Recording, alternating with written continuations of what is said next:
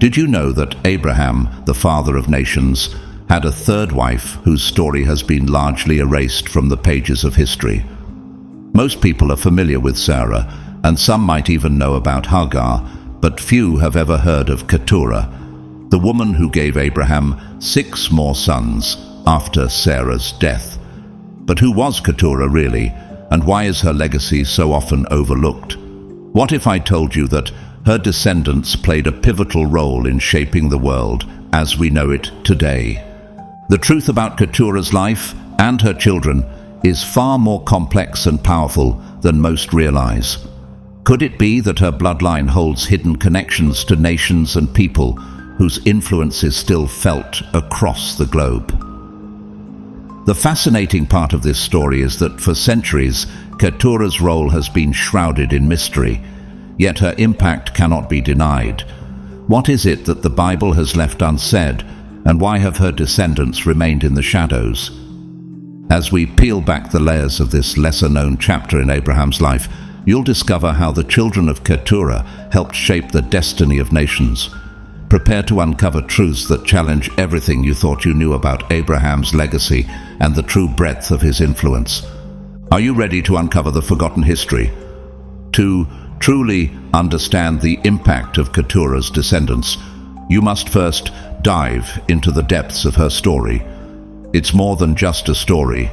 It's a revelation waiting to be uncovered. If this intrigues you, don't forget to comment 777 below, and make sure to hit that subscribe button so you don't miss out on the powerful truths we're about to reveal. The deeper you go, the more you'll uncover. Let's get started. The truth about Abraham, forgotten wife, and who are her real descendants. The story of Keturah is shrouded in mystery, with only brief mentions in the Bible, but when we look deeper, a much richer narrative begins to unfold. We first encounter Keturah in the book of Genesis, where it is simply stated, Abraham took another wife, whose name was Keturah. She bore him Zimran, Jokshan, Medan, Midian, Ishbak, and Shua. The bare facts are presented. Abraham, the father of nations, marries Keturah and has 6 children with her. But is this all there is to her story? What if I told you that there's much more to Keturah's role in the divine plan than what meets the eye? The Book of Jubilees offers us a deeper glimpse, shedding light on Keturah's background. In Jubilees 19 we read, "And after the death of Sarah, Abraham took another wife, namely Keturah, from among his servants, for Hagar had died before Sarah, and she bore him 6 sons, Zimran, Jokshan, Medan, Midian, Ishbak, and Shua." The text goes on to clarify that Keturah was not just a stranger who entered Abraham's life later, but a member of his extended household. Much like Hagar, who had served Sarah before becoming Abraham's concubine, Keturah's ties to the family run deeper than we might initially realize. It is suggested that she may have been one of the servants within Abraham's household, likely serving Sarah before becoming Abraham's third wife. Can you imagine what it might have been like for Keturah, a woman in a household full of powerful figures, to take on such an intimate role after the death of Sarah? This connection with Abraham's household presents an intriguing possibility. Was Keturah more than just a servant? Did she serve Sarah in ways that laid the foundation for her future with Abraham? How might she have contributed to the family dynamics in ways we have yet to uncover? These questions linger as we explore further. As we look more closely at Keturah's identity, we are left with several clues that help us picture her. While the Bible does not explicitly describe her appearance or heritage, we can make some educated guesses. One key moment in Abraham's life helps illuminate her likely background. In Genesis 12, during a famine, Abraham and Sarah traveled to Egypt, where Pharaoh, mistaking Sarah for Abraham's sister, took her into his household. When Pharaoh discovered the truth, he returned Sarah to Abraham. but not before lavishing them with wealth, including servants. The Bible tells us that Pharaoh's men sent Abraham away with his wife and all that he had, which implies that Abraham's wealth included servants from Egypt. Given Egypt's prominence as a powerful kingdom at that time, it's not hard to imagine that some of these servants were Egyptian. Ancient Egyptian art and writings often depict Egyptians with dark skin, making it plausible that Keturah, as part of this household, may have shared these characteristics. Perhaps she had dark skin, dark hair, and brown eyes, aligning her physical features with the people of ancient Egypt. Is it possible that her appearance reflected the culture and influence of one of the most powerful civilizations of the time? How might her heritage have shaped the lives of her children, the 6 sons who would go on to play significant roles in history? The story of Keturah invites us to reflect on the often overlooked individuals in biblical narratives. What can we learn from her, a woman who rose from Abraham's extended household to bear him 6 children?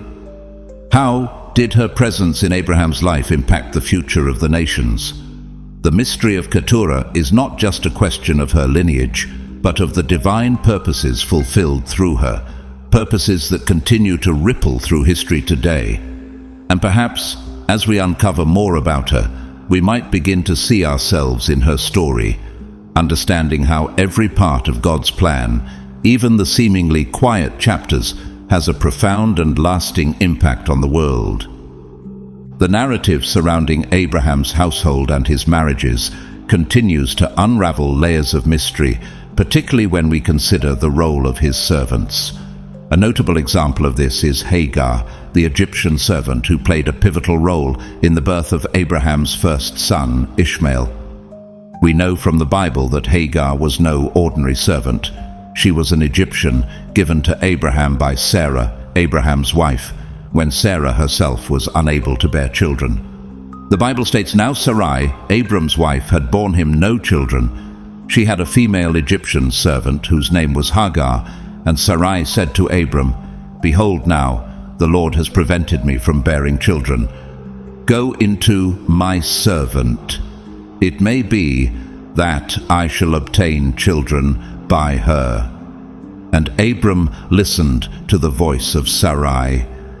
This passage paints a vivid picture of the desperate measures taken by Sarah in the face of her own infertility.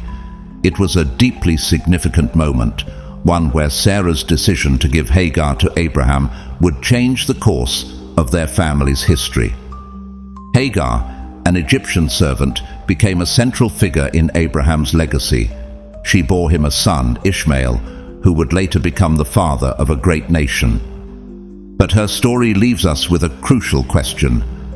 Was Hagar's Egyptian heritage simply a coincidence, or was it part of a broader divine plan?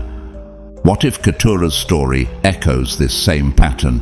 While the Bible doesn't directly specify Keturah's origins, we are given the critical clue that Abraham left Egypt with many servants after his time there, which suggests that Keturah could very well have been another servant Abraham acquired during his sojourn in Egypt.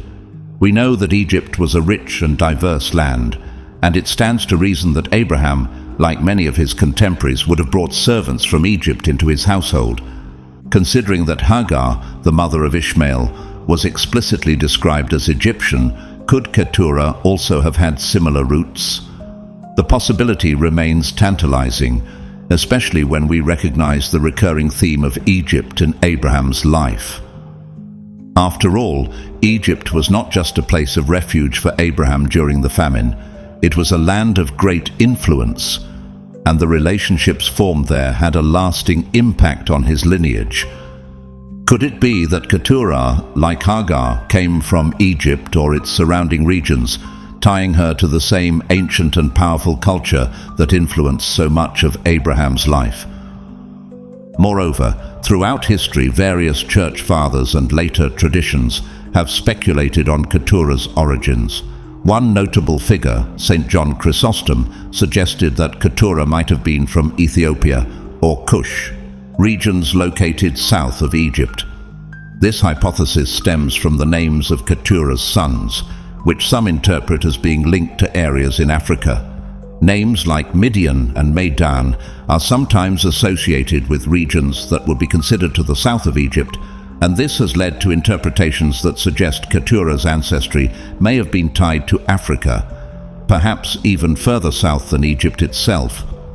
What does this all mean for us? Whether Keturah was Egyptian from Cush or another ancient land, the underlying truth remains that her role in Abraham's life was significant and powerful.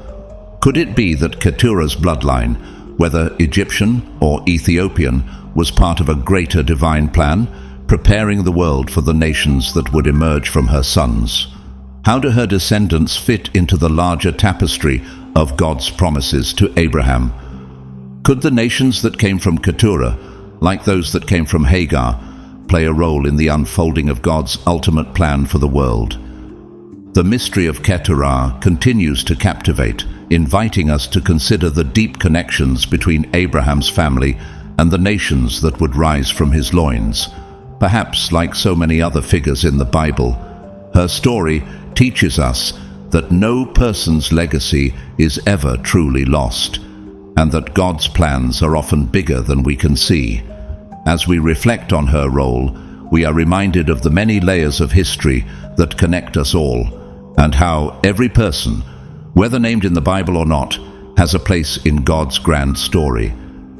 The story of Abraham and Keturah's children is not just a tale of family dynamics, it's also one of divine promise, legacy, and careful stewardship of God's covenant. The Book of Jubilees offers us a deeper insight into this moment, painting a clearer picture of Abraham's actions concerning his sons with Keturah. While Genesis simply mentions the 6 sons, Zimran, Jokshan, Medan, Midian, Ishbak, and Shua, the Book of Jubilees fills in the gaps with a more profound narrative, revealing Abraham's decisions about his children's inheritance. In Jubilees 19, we learn that after Keturah bore him 6 sons, Abraham, ever mindful of God's covenant with Isaac, took deliberate steps to ensure that Isaac alone would carry the divine promise. The passage reads, "And Abraham took concubines and wives, and he had children by them, and he gave all that he possessed to Isaac. But to the sons of the concubines, Abraham gave gifts and sent them away from Isaac, his son, while he was yet alive, eastward to the country of the east." This is not just a father's decision about his estate. It's the fulfillment of God's promise that Isaac would be the heir to the covenant. Can you feel the weight of this decision? Abraham, the father of many nations, must have loved each of his sons dearly, yet he understood that the divine blessings could only rest on one, Isaac. But why, you might ask, did Abraham send his children away instead of raising them alongside Isaac? Why not allow them to share in the inheritance, a move that could have maintained family unity? The answer lies in the sacred covenant that God made with Abraham. Isaac was the chosen vessel to continue that promise, and Abraham was determined to protect the purity of that divine legacy. This moment, so carefully planned and executed by Abraham, mirrors what we find in Genesis 25. The Bible recounts, Abraham gave all he had to Isaac, but to the sons of his concubines, Abraham gave gifts, and, while he was still living, he sent them away from his son Isaac eastward to the east country. These words show us that Abraham, ever faithful to God's instructions, acted not just as a father, but as a steward of God's covenant, ensuring that Isaac would be the sole inheritor of the divine blessings. But what does this action mean for us today? It speaks to the seriousness with which Abraham upheld God's promises, even when it meant difficult decisions. Can you imagine the pain of sending your children away, knowing that they would not share in the same inheritance as their sibling? Yet Abraham understood the bigger picture. His actions were part of a divine plan, one that would unfold over generations. By sending Keturah's sons away with gifts, he protected the promise that Isaac would be the one through whom God's covenant would continue. It was a pivotal moment in Abraham's life, one that shaped the future of his descendants and the destiny of Israel. Abraham's decision to send his sons to the east reflects his role in God's plan. He ensured that Isaac would carry the legacy of God's promise. But how do we reconcile this with our modern understanding of family and inheritance? The story challenges us to look beyond personal feelings of fairness and instead focus on God's divine will for our lives and the destinies of those who come after us. How often are we, too, faced with decisions that require us to protect God's promises over our personal desires? Abraham's unwavering commitment to God's covenant invites us to consider how we, too, can serve as stewards of divine promises, even in the face of personal sacrifice. So, as we reflect on this moment in Abraham's life, we are reminded that God's plan is far bigger than any one individual or family. His promises unfold through generations, and sometimes the decisions we make today shape the destiny of future nations. Can we trust God's direction as Abraham did? Can we follow the path even when it leads us to make tough decisions for the sake of his divine plan? Abraham's legacy invites us to think deeply about our own role in the grand narrative of God's promises. Keturah's sons, born after her marriage to Abraham, were not just the progeny of a revered patriarch, but key figures in the establishment of tribes and nations that would play pivotal roles in the history of the ancient world. The 6 sons, each of whom settled in different regions, helped to form tribes that interacted with Israel throughout the centuries, and their legacy stretches across the Arabian Peninsula and beyond. While the Bible itself offers only brief details about Keturah's sons, the Book of Jubilees and other ancient texts provide us with glimpses into the lives of these figures and their importance. Their descendants, it's believed, would eventually be absorbed into the broader fabric of the Arabian Peninsula, and over time their names would become synonymous with some of the most significant tribes in the region. But what exactly happened to these sons of Keturah? What role did they play in the ancient world, and how did their legacy intertwine with the story of Israel? Let's begin by looking at Keturah's firstborn, Zimran. While the Bible gives no further details about his life, we do know that his descendants are believed to have settled in the Arabian Peninsula, particularly near the Red Sea. It is here that Zimran's descendants formed tribes, living as nomads, trading and intertwining with the cultural and economic currents of the ancient world. Could Zimran's tribes have been among the earliest merchants to introduce exotic goods to distant civilizations? Perhaps the answers lie buried in the sands of time, waiting for discovery. Next comes Jokshan, the father of Sheba and Dedan. You might recognize the name Sheba from the famous Queen of Sheba who visited King Solomon, bringing priceless gifts and wisdom. In fact, Sheba's descendants are thought to have settled in the southern Arabian Peninsula or Ethiopia, regions rich in spices and wealth. Could the Queen of Sheba have been a descendant of this very line? And what about Dedan? His descendants were likely in the area that we know today as Saudi Arabia, and Ezekiel 27:20 even records Dedan as a trading partner of Tyre. What kind of relationship existed between these ancient trading hubs? Was it one of peace, or did it carry the weight of rivalry and power? Then there's Madan, whose name may not ring any bells, but his legacy is no less significant. Though little is recorded about Madan, his descendants are believed to have settled in Arabia as well, contributing to the rich cultural and tribal diversity of the region. Could his family have been among the builders of the early Arab dynasties, influencing the ancient world in ways we can only begin to imagine? Now, let's turn to Midian, perhaps the most prominent of Keturah's sons. The Midianites would have a long-lasting impact on the biblical narrative. Moses himself fled to Midian after killing an Egyptian, and it was there that he married Zipporah, the daughter of Jethro, a Midianite priest. The Midianites would later clash with Israel in a dramatic battle during the time of the Judges, when Gideon, empowered by God, defeated them in a moment of divine triumph. How did the Midianites, once allies to Moses, become such formidable foes to Israel?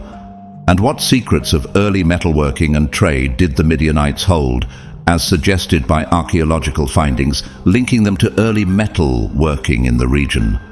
Ishbak, like his brothers Zimran and Medan, remains a bit of an enigma. Yet some scholars believe his descendants may have settled in Mesopotamia, becoming part of the broader Semitic tribes that populated this ancient cradle of civilization. Could Ishbak's line have contributed to the very essence of Mesopotamian culture, linking it with the Abrahamic legacy in ways still unseen? Lastly, we come to Shua, whose descendants, the Shuhites, are most famously represented by Bildad, one of Job's 3 friends in the book of Job. Bildad, known for his counsel to Job during his suffering, offers us a glimpse into the spiritual significance of Shua's legacy. The Shuhites, as part of the nomadic tribes, are believed to have played a key role in the cultural and spiritual exchanges of the ancient world. Could the Shuhites, as biblical history suggests, have been pivotal in preserving knowledge and wisdom that would later influence Israel and other nations? The descendants of Keturah's sons are often associated with the nomadic trading peoples of Arabia, who moved between the great empires of Egypt and Mesopotamia, linking civilizations in ways that continue to echo through history. Some of these tribes were involved in trade and early advancements in metallurgy, establishing trade routes that connected the Arabian Peninsula with ancient Egypt and Mesopotamia. What role did these tribes play in the rise of Israel and its conflicts? Were they simply distant observers, or did they have a hand in shaping the destiny of God's chosen people? The biblical significance of Keturah's descendants is profound. While Isaac inherited the covenantal blessings, the other sons of Abraham through Keturah spread his legacy far beyond the boundaries of Israel. Their descendants would go on to become powerful forces in the ancient world, shaping the nations surrounding Israel and contributing to the spread of Abraham's lineage across many lands. How might these nations have influenced Israel's destiny? What divine purposes were at play in these far-reaching connections? As we explore the truth about Keturah and her sons, we uncover not just forgotten stories, but divine threads that weave through the very fabric of biblical history. Could these stories hold the key to understanding more about the nations that played such crucial roles in Israel's journey? Only by peeling back the layers of time can we begin to see the full picture of God's promises to Abraham and the nations that came from his loins. What do you think? How do these forgotten sons shape your understanding of God's promises? Feel free to share your thoughts, and let's dive deeper into this hidden history together. Now let's pause for a moment and look at the bigger picture. Why does Keturah's story matter? And what can it teach us about God's grand design for humanity?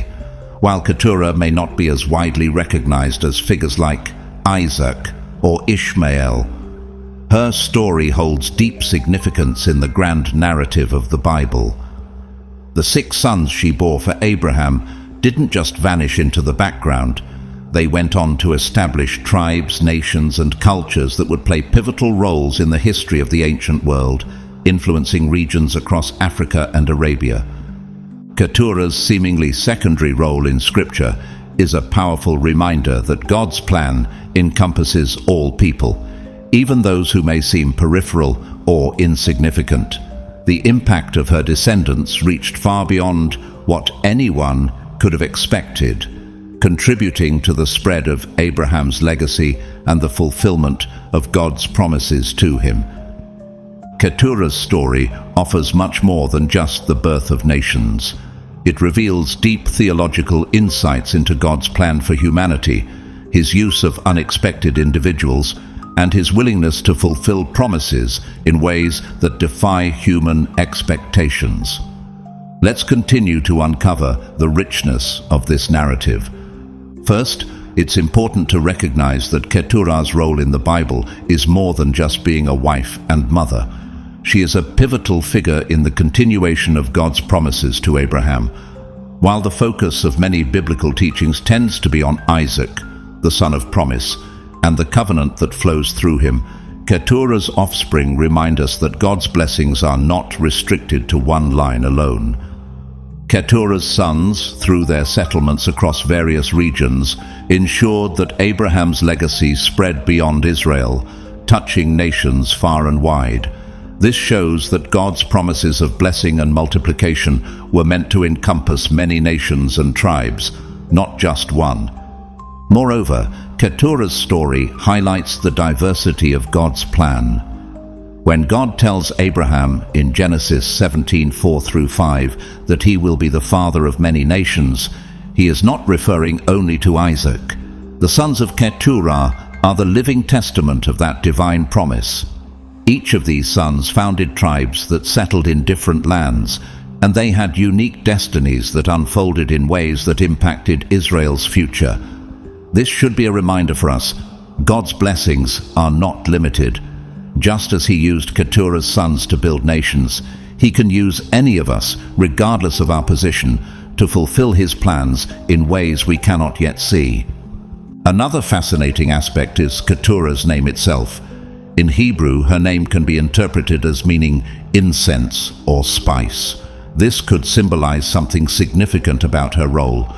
Keturah's influence was not in the limelight, but rather in a subtle, fragrant way, akin to the incense or spice that is hidden, yet its aroma fills the room.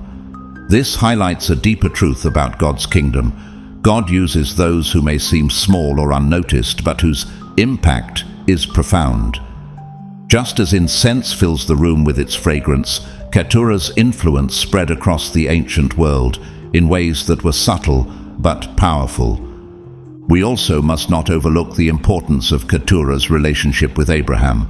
Abraham's first wife, Sarah, was the woman who bore Isaac and received the promises of God's covenant. Yet after Sarah's passing, God chose to continue his covenant blessings through Keturah. This demonstrates God's faithfulness in fulfilling his promises to Abraham, even after Sarah's death. Keturah was not a replacement for Sarah. Rather, she was an extension of God's plan to continue his work through Abraham's descendants. Her children were just as much a part of Abraham's divine inheritance as Isaac, and this tells us that God's blessings are not finite or limited by circumstances. There is also a profound connection between Keturah's sons and Israel's future challenges and triumphs. The Midianites, for example, are most famously involved in the story of Moses. After fleeing Egypt, Moses found refuge in Midian, where he married Zipporah, the daughter of Jethro. What does this tell us? The Midianites, descendants of Keturah, played a significant role in shaping the course of Moses' journey, and by extension, Israel's liberation from Egypt. This connection shows that even the descendants of seemingly peripheral figures in biblical history, like Keturah, had a direct impact on God's overarching story of salvation. We also see that Keturah's descendants were involved in both peace and conflict with Israel. The Midianites were involved in trade with Israel, but also fought them at certain points in history, particularly in the time of the Judges. This dual relationship, both adversarial and cooperative, illustrates a profound biblical truth, that the descendants of God's promises, even those outside the covenant, are interconnected in complex ways. The rise and fall of nations, their interactions, and their roles in biblical history are not random, but are part of God's grand design for the world. Keturah's children also remind us that God's purposes transcend individual lines or nations. While Israel, through Isaac, was the chosen nation, the descendants of Keturah were also chosen to fulfill important roles in God's plan. These nations weren't cursed or neglected. Rather, they had their own purpose in God's greater scheme. Just as God told Abraham that his descendants would be more numerous than the stars in the sky, he demonstrated this through both Isaac and the children of Keturah. The expansion of Abraham's line in different nations shows that God's blessings are not confined to one group, but his purposes are woven throughout the world, touching all nations in some form. What does Keturah's story ultimately teach us? It reminds us that God's plan is bigger than we can understand. Keturah, though often overshadowed by Sarah and Isaac, had a significant role to play in the divine narrative. Her story is a powerful reminder that God works through all kinds of people, and no one is excluded from his plan. Whether in the limelight or behind the scenes, each part of God's creation has a role to fulfill, and each person's story is integral to his grand design. In light of this, ask yourself, what role do you think you play in God's plan? Perhaps you feel like you're in the background, unnoticed or unimportant. But just as Keturah's descendants shaped history in ways they might not have known, your own life, no matter how small it may seem, could be part of a much larger purpose. God is always at work, weaving a tapestry of redemption that includes every person, from the well-known figures to those who are hidden.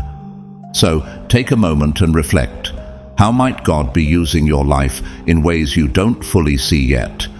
Whether your impact is visible or not, you too are a part of his divine plan, just as Keturah was.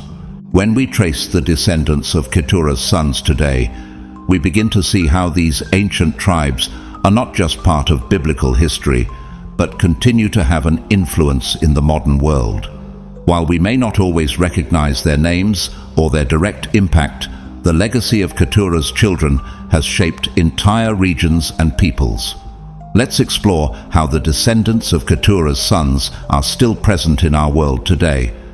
Keturah's sons are traditionally believed to have settled in the Arabian Peninsula, the regions surrounding Israel, and even parts of Africa. The tribes they founded are often associated with the Arab peoples, who have played pivotal roles in shaping the history, culture, and geopolitics of the Middle East, North Africa, and beyond. The descendants of Keturah are seen in the Arab nations today, including the tribes of Midian, Dedan, Sheba, and others. One of the most prominent descendants of Keturah's sons is the Midianites.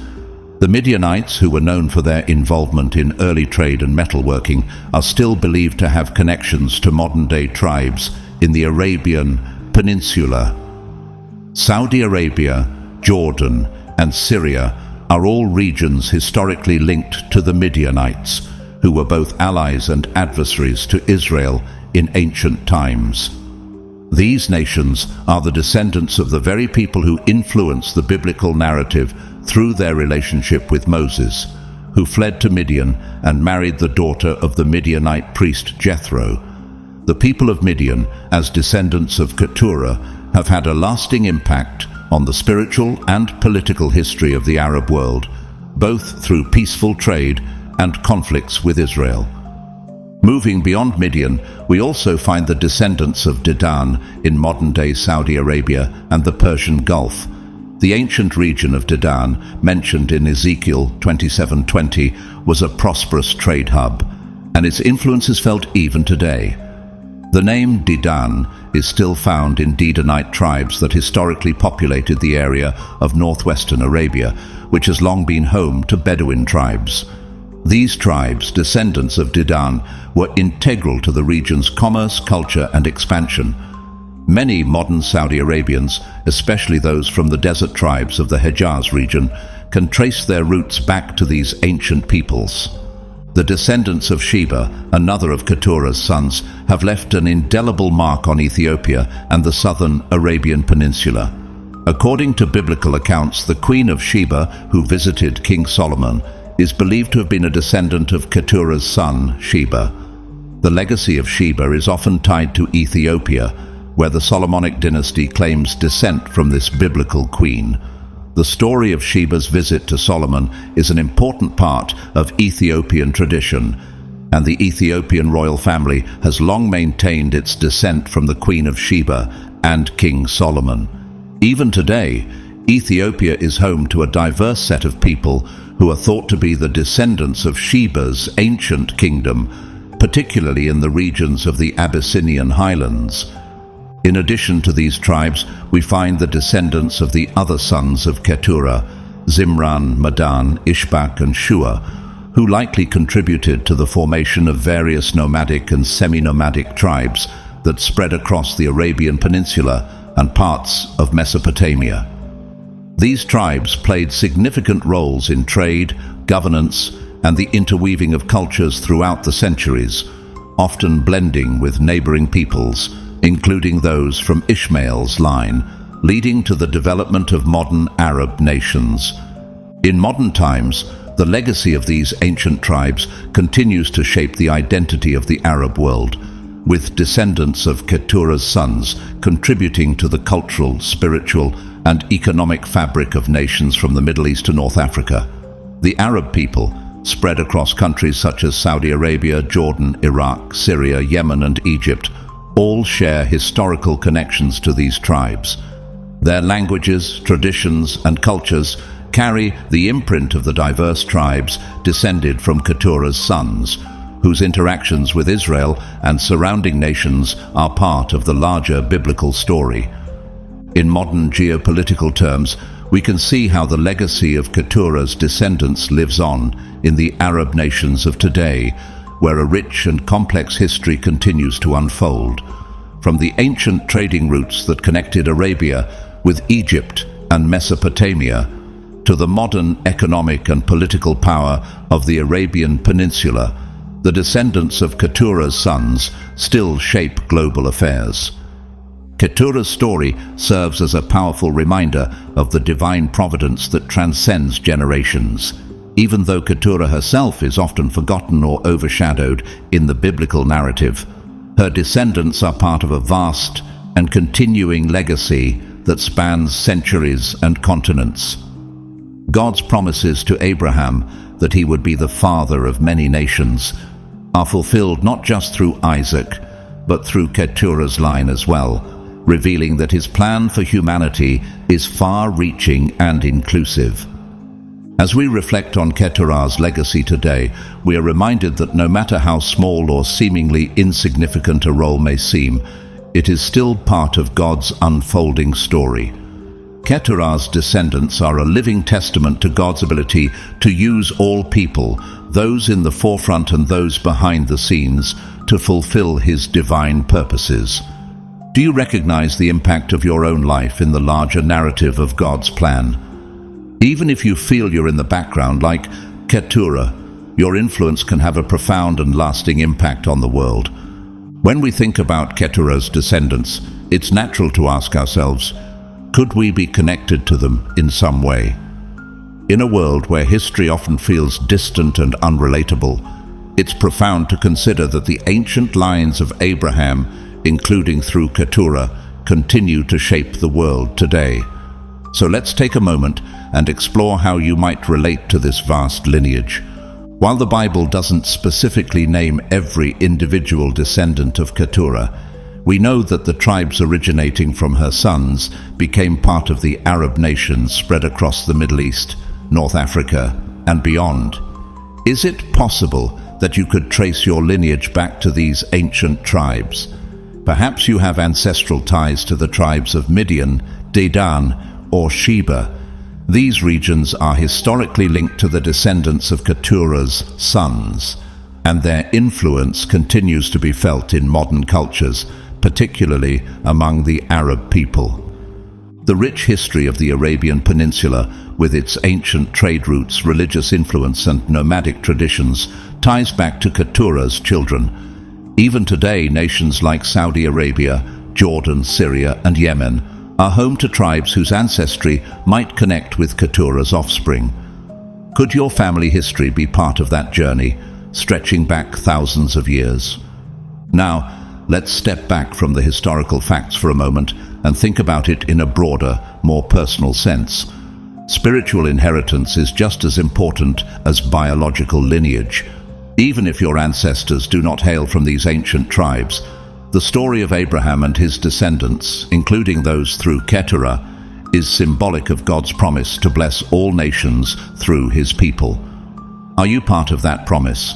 The New Testament tells us that through faith in Christ, all believers are grafted into God's family, making us spiritual heirs of Abraham's covenant, Galatians 3:29. So, while we may not be able to trace our exact physical lineage back to Keturah's sons, we can all claim a spiritual heritage that connects us to the promise made to Abraham. It's a reminder that God's purposes stretch across generations and nations, reaching all who are called by his name. Even more, the question of whether you might be a descendant of Keturah's line encourages us to look at the broader scope of our own lives and legacies. Whether through direct descent or spiritual connection, we are all part of the continuing story of God's work in the world. Each of us plays a part in fulfilling God's divine plan, just as Keturah's children fulfilled their roles in shaping history. What role do you feel called to play in God's story today? Perhaps in ways we can't fully understand, the line of Keturah's descendants continues to be part of the living, breathing story of God's redemptive work. And we, in our own lives, are caught up in that grand narrative. So, whether through heritage or through faith, you are part of God's eternal family, and that's a legacy that transcends time and bloodlines. Wouldn't you agree that it's a powerful truth to carry with you every day? The fate of Keturah after her sons left and settled in distant lands is not explicitly recorded in the Bible, which leaves us with some room for speculation and reflection. However, based on the patterns we see in Scripture, we can piece together a story of faith, dignity, and quiet fulfillment. After the birth of her 6 children, Keturah's life, much like Sarah's, is shrouded in mystery. The Bible tells us that Abraham gave Keturah a prominent role as his wife after the death of Sarah, and together they brought forth a significant lineage. But once their children had grown and dispersed across the Arabian Peninsula, the narrative moves largely away from Keturah. Given the historical and cultural context, it is likely that Keturah lived out her days in peace and in the shadow of Abraham's influence, continuing the faith she shared with her husband. She was not mentioned as part of the great covenantal promise that God made with Isaac, but her lineage still played a key role in the broader purpose God had for Abraham's descendants. In the absence of detailed accounts about her death, we can infer that Keturah's legacy was rooted in the quiet continuation of God's plan through the nations her children established. There is a certain dignity and quiet strength in Keturah's story, especially considering her significant role in the biblical narrative. She was not left in the shadows or forgotten. She had a unique and important purpose that extended well beyond her immediate family. Her children, the founders of tribes that played roles in the development of Arabian nations, became influential forces throughout history. Her sons helped fulfill God's promise to Abraham, that he would be the father of many nations. Though she may not have been in the limelight, her life was instrumental in ensuring the continuation of God's broader vision for humanity. As for her final years, it is probable that Keturah remained a woman of faith, living out her life with a sense of peace, knowing that her legacy would live on in her children. Did she see the full impact of her sons' nations before she passed away? The Bible does not say. What we do know, however, is that her role as the mother of these tribes and her connection to Abraham made her an integral part of God's unfolding plan for the world. Interestingly, in the absence of a detailed story about Keturah's death, her life serves as a reminder that not all the work of God's kingdom is visible or celebrated in the ways we might expect. Some lives, like Keturah's, are used by God in quiet, powerful ways. Her role in shaping the nations through her sons may not have been celebrated in the public eye, but God saw her contribution, and it was vital to the fulfillment of his promises to Abraham. Her legacy speaks to those who are in the background, yet are still integral to God's greater plan for humanity. As for her ultimate fate, we can trust that Keturah, like many biblical figures, was welcomed into God's presence, a woman who faithfully played her part, not for recognition, but in service to God's greater design. She may not have been as widely acknowledged as Sarah, but she was nonetheless significant in the eyes of God. So, while Keturah's death is not recorded, we can take comfort in knowing that her life was part of God's story, and her legacy lives on, continuing to shape the world in ways that might not always be seen, but are no less important. Just like Keturah, each one of us plays a role in God's great narrative, and that role, no matter how quiet or unnoticed, is part of His eternal plan. Have you ever considered how often God uses those who seem unimportant in the eyes of the world? In 1 Corinthians 1:27-28, it says, "God chose the foolish things of the world to shame the wise. God chose the weak things of the world to shame the strong. God chose the lowly things of this world and the despised things." Keturah, a woman who many may have forgotten, was chosen by God to fulfill His plan. Through her, nations were born, and the influence of Abraham's legacy spread far and wide. What does this tell us about the nature of God's choices? It shows that God does not base His plans on worldly fame, position, or power. Instead, He uses every part of His creation to bring about His divine purposes. Keturah's story challenges our assumptions about greatness, teaching us that even those in the background play an essential part in the story of redemption. In a world where we often lift up the famous and the influential, figures like Isaac, whose role in the covenant is emphasized, Keturah's story is a reminder that no one is insignificant in God's eyes. Every person, no matter their apparent importance, is a thread in the intricate tapestry of God's will. Romans 8:28 echoes this truth, and we know that in all things God works for the good of those who love Him, who have been called according to His purpose. Keturah's life, though often overlooked, is an example of how God works through even the least likely vessels to bring about His greater plan. Keturah's legacy may be hidden in the shadows of more famous biblical characters, but it is no less essential in the grand narrative of God's promise to Abraham, her children, the tribes they founded, and the nations they birthed. All played significant roles in shaping the course of history. Through her, we see that God's promises are not limited to one group of people, but extend to all nations, all descendants, and all corners of the earth. Her story teaches us that God's plan for redemption is far-reaching, and every person has a role in it, whether they are front and center or quietly fulfilling their part behind the scenes. Isn't it comforting to know that even those who seem to be on the sidelines are still integral to God's work? What part of your life do you feel might be in the background, and how can you embrace the fact that God might be using it in His divine plan?